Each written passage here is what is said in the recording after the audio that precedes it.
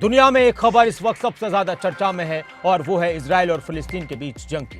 Hamas ने Israel पर हमला किया और उसके बाद फिर जवाबी हमले में इजराइल की तरफ से गाजा पट्टी में लगातार रॉकेट छोड़े गए। इजराइल के अशलोन और तेल अवीव में हमास ने रॉकेट दागे थे।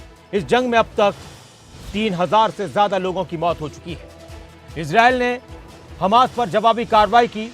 इजरायली एयरफोर्स ने हमास के कई ठिकानों को तबाह किया है और अभी भी वहां पर जंग जारी है। हमलों में थोड़ी कमी तो आई है, लेकिन अब तक जो नुकसान हुआ है उसका अंदाजा नहीं लगाया जा सकता। फिलिस्तीन के संगठन हमास की तरफ से इजराइल पर अचानक से शवात जो छुट्टी वाला दिन था उस दिन रॉकेट दागे गए, हमला किया गया और उसके बाद इजराइल की तरफ से यह कहा गया कि अब जो जंग हमास ने छेड़ी है, जिस जंग की शुरुआत हमास की तरफ से की गई है, उसका खात्मा इजराइल की तरफ से होगा। इजराइल और फिलिस्तीन युद्ध का बुधवार को 5वां दिन है। अभी तक 3000 से ज्यादा लोगों के मारे जाने की खबर है। दोनों ही तरफ से 3000 से ज्यादा लोगों के मारे जाने की खबर है। हमास के हमले में इजराइल के 1200 से ज्यादा लोग मारे गए। इजराइल ने गाजा सीमा पर लगभग 3 लाख सैनिकों को तैनात किया है। इजरायली वायुसेना के दर्जनों लड़ाकू विमानों ने हमास पर ताबड़तोड़ हमले किए। अल-फुरकान इलाके में 200 से ज्यादा ठिकानों पर हमला किया गया। दुनिया भर के अलग अलग देशों की प्रतिक्रियाएं फिलिस्तीन और इजराइल के इस युद्ध पर आ रही हैं। हमास के किए गए रॉकेट हमले के बाद जारी जंग के बीच भारत के प्रधानमंत्री नरेंद्र मोदी ने इजरायली प्रधानमंत्री बेंजामिन नेतन्याहू से भी फोन पर बात की। भारत की तरफ से पहले यह कह दिया गया कि हम इजराइल के साथ हैं और जो आतंकवादी हमला इजराइल में हुआ है उससे प्रधानमंत्री ने कहा कि मैं स्तब्ध हूं।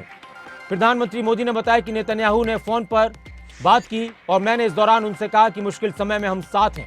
पीएम मोदी ने सोशल मीडिया पर एक्स पर पोस्ट लिखा और लिखा कि मैं प्रधानमंत्री नेतन्याहू का फोन करके मुझे स्थिति का अपडेट देने के लिए धन्यवाद देता हूं। भारत के लोग इस मुश्किल घड़ी में इजराइल के साथ मजबूती से खड़े हैं।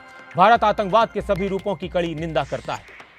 वहीं इजराइल की तरफ से भी प्रतिक्रियाएं सामने आई और इजराइल की तरफ से यह कहा गया कि भारत जैसा दोस्त जब साथ में खड़ा हो तो मजबूती मिलती है।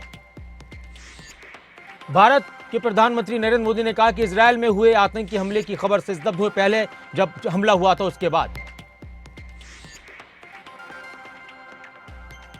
जो अलग अलग देशों की प्रतिक्रियाएं सामने आई हैं इजराइल को लेकर। भारत की तरफ से यह कहा गया कि हम इजराइल के साथ हैं। पीएम मोदी ने अपनी संवेदनाएं प्रकट की, एक पोस्ट लिखा एक्स पर और कहा कि मुश्किल घड़ी में हम इजराइल के साथ हैं। अलग अलग देशों ने क्या कहा, एक के बाद एक आपको दिखाएंगे। अब तक इस युद्ध पर चीन की तरफ से कहा गया कि चीन ने इजराइल और फिलिस्तीन के बीच हो रही हिंसा के बढ़ने पर गहरी चिंता जताई है। वहीं यूक्रेन की तरफ से भी इजराइल और फिलिस्तीन और हमास के इस युद्ध पर क्या कहा गया। यूक्रेन खुद युद्ध से जूझ रहा है। यूक्रेन ने कहा कि यूक्रेन के विदेश मंत्रालय ने इजराइल के खिलाफ हमास के हमले की निंदा की है। उन्होंने कहा कि हम इस जंग में इजराइल के साथ हैं, उन्हें अपनी और अपने नागरिकों की रक्षा करने का हक है। तो वहीं ब्रिटेन के प्रधानमंत्री ऋषि सुनक ने भी पोस्ट किया और उन्होंने लिखा कि मैं हमास के हमले से हैरान हूं, यह इजराइल को अपनी सुरक्षा करने का पूरा अधिकार है। फ्रांस की तरफ से भी ट्वीट किया गया, पोस्ट किया गया एक्स पर और लिखा गया, राष्ट्रपति इमैनुअल मैक्रों ने फ्रांस की तरफ से लिखा कि दुख की इस घड़ी में हमास के हमले में जान गंवाने वाले लोगों के परिवारों के साथ हम खड़े हैं। अमेरिका के राष्ट्रपति जो बाइडेन ने लिखा कि हमास की आतंकवादी इजरायली सैनिकों और नागरिकों को सड़कों और उनके घरों में मार रहे हैं, ये गलत है। इजराइल की मदद के लिए हम तैयार हैं। तो ईरान की तरफ से लिखा गया कि हम फिलिस्तीन के इजराइल पर हमले का समर्थन करते हैं क्योंकि लगातार इजराइल की तरफ से फिलिस्तीन पर हमला किया जाता रहा है। इन दोनों हमास इजराइल के बीच जंग जारी और इस बीच इजराइल के अशलोन और तेल अवीव में हमास के रॉकेट दागे हैं। हमास ने रॉकेट दागे और इसके बाद लगातार यहां से तरह तरह की तस्वीरें सामने आती रही।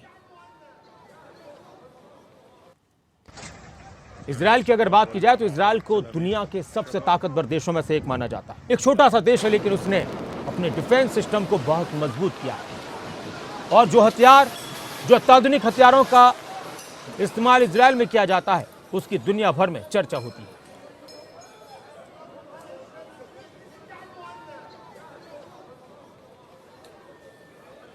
इजराइल के मजबूत डिफेंस सिस्टम के पीछे आयरन डोम सेफ्टी सिस्टम का बड़ा हाथ।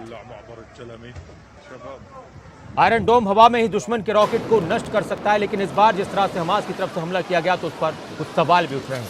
इजराइल के सुरक्षा एजेंसियों पर भी वहां के लोग सवाल भी उठा रहे हैं, लेकिन अभी अपने देश के साथ सब खड़े हुए हैं।